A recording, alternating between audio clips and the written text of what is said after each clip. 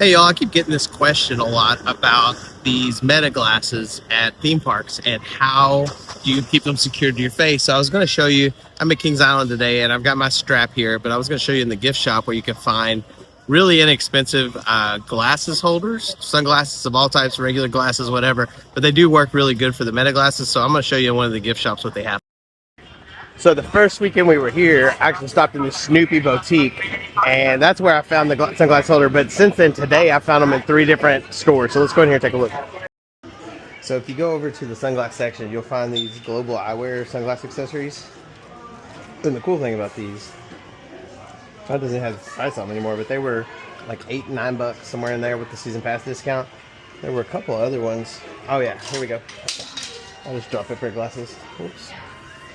These are the ones I got the other day. Super comfortable and really inexpensive. So those held on really well. And then I've also got a pair like these that I would say are more secure.